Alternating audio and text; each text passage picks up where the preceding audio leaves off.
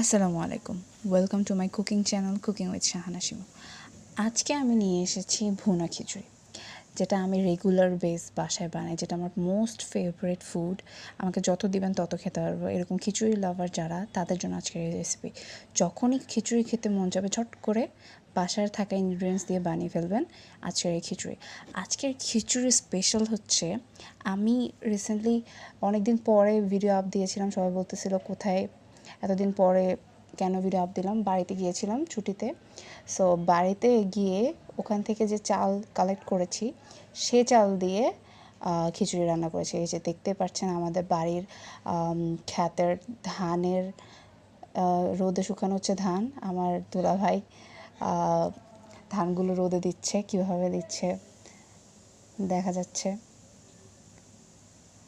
ধানগুলো থেকে যে চালটা আসবে সে চাল দিয়ে আজকে খিচুড়ি রান্না হবে। সো ধানের প্রসেসিং দেখে নিন।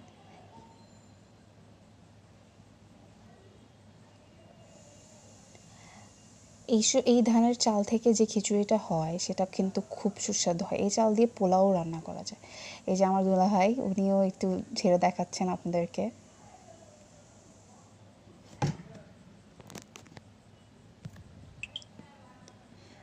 সো আমার ধান থেকে তো চাল কালেক্ট করা হয়ে গেছে, তারপর প্রসেসিং আর না দেখাই। সো সেই চাল নিয়ে নিয়েছি আমি খিচুড়ি রান্নার জন্য। সাথে মশারির ডাল আর মুগ ডাল নিয়ে সবগুলো মিক্স করে ধুয়ে নিয়েছি। আমি এখানে 2 কাপ চাল নিয়েছি আর 1 কাপ ডাল নিয়েছি। আধা কাপ মশারি, আধা কাপ মুগ ডাল নিয়েছি। সো এখন আমি তেল নিয়ে নিচ্ছি। রান্নার তেল নিলাম আর সরিষার তেল নিলাম, দুটো মিক্স করে নিব, তাহলে টেস্ট খুব ভালো আসে। সো এর মধ্যে আমি এখন আস্ত মশলা অ্যাড করব। ফার্স্টে আমি দিয়ে দিয়েছি 1 চা চামচ জিরা, আস্ত জিরা, আর দারচিনি,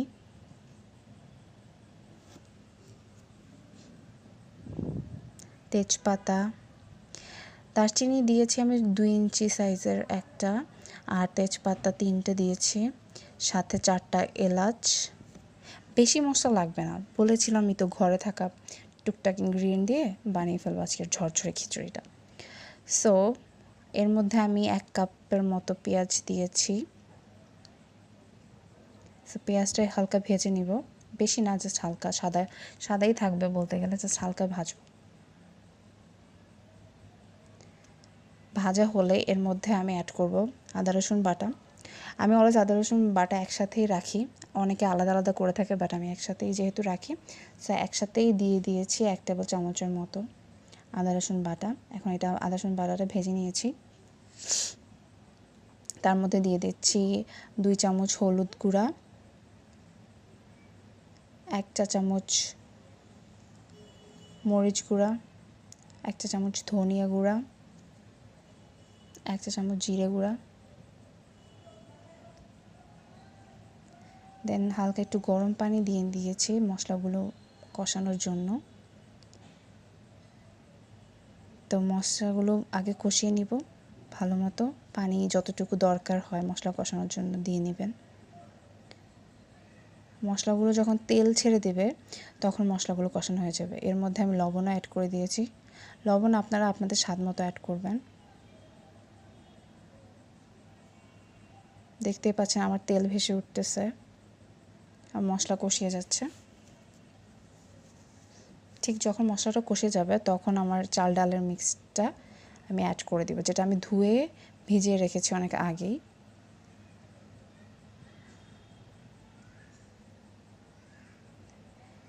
মশলা কষানো পারফেক্টলি হয়ে গেছে। এখন আমি আমার চালগুলো পানি থেকে ছড়িয়ে দিয়ে দিব এর মধ্যে।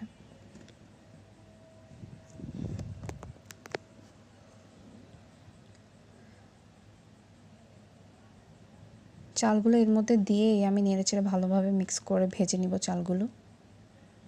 চাল ভাজাটা খুব ইম্পর্ট্যান্ট, চালের গায়ে, প্রত্যেকটা চালের গায়ে মশলা লাগাটা খুব ইম্পর্ট্যান্ট, সো সেটা খেয়াল রাখবেন। সো আমি ভালো মতো চাল ডাল মিক্স করে ভেজে নিচ্ছি। খিচুড়ির জন্য কিন্তু গরম পানি রাখতে ভুলবেন না। আরেক চুলায় অবশ্যই খিচুড়ি বসানোর সাথে সাথে গরম পানি বসিয়ে দেবেন, আদারওয়াইজ আপনার খিচুড়ি ভাতে সব হয়ে যাবে, খিচুড়ি কিন্তু হবে না। সো গরম পানিটা আগে বসিয়ে দেবেন পাশের চুলায়।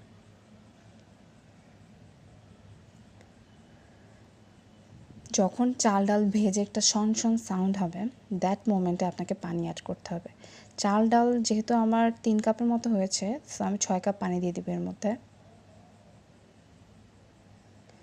পানিটা এমনভাবে দিবেন যে চালের উপরে 1 ইঞ্চি উপরে যেন পানি থাকে, তাহলে দেখবেন একদম পারফেক্ট অ্যামাউন্টে পানিও হবে আর আপনার খিচুড়িটাও ভুনা ভুনা ঝরঝরে হবে।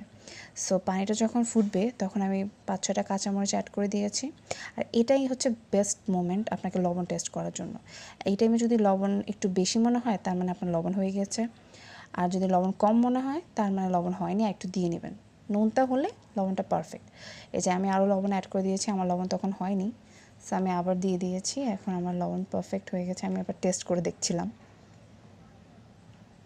হয়ে গিয়েছে লবণ। সো এখন এটাকে আমি রেখে দেব,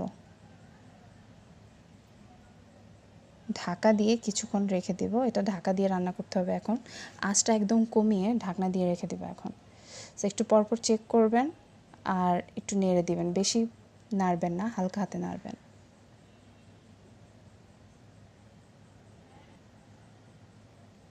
আবার ঢাকা দিয়ে রেখে দেব কিছুক্ষণ।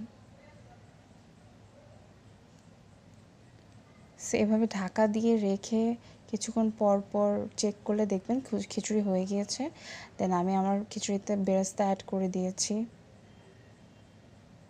আর দেখতে পাচ্ছেন আমি আমার ফুটোতে বন্ধ করে দমে রেখে দিয়েছি খিচুড়িটা কিছুক্ষণের জন্য। সো 10 মিনিট দমে চুলা নিভিয়ে আমি দমে রেখে দিয়েছিলাম। সো এরপরে আমার খিচুড়ি তো হয়ে গিয়েছে, দেখতেই পাচ্ছেন আমার ভুনা খিচুড়ি একদম রেডি। আমি তো আমার ভুনা খিচুড়ি এনজয় করব এখন, আপনারাও আপনাদেরটা বানিয়ে এনজয় করতে ভুলবেন না। আর আমাকে জানাবেন কেমন লেগেছে আমার ঝটপট ভুনা খিচুড়ি।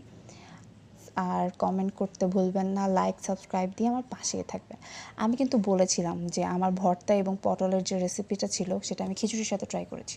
সো সেটাই আপনি ভিডিওতে দেখতে পাচ্ছেন যে আমার খিচুড়ির সাথে আমি আমার যে নারকেল দিয়ে পটল কষা করেছিলাম সেটা দিয়ে ট্রাই করেছি, খেতে খুব অসাধারণ হয়েছে। আর সাথে ভর্তা তো আছেই, আমার কাঁঠালের বিচি ভর্তা, সেটা দিয়েও ট্রাই করেছি। আপনারা ট্রাই না করলে কিন্তু বুঝবেন না যেটা কত সুস্বাদু হয়েছে। আর খিচুড়ির সাথে ডিম ভাজা খেতে কিন্তু ভুলবেন না।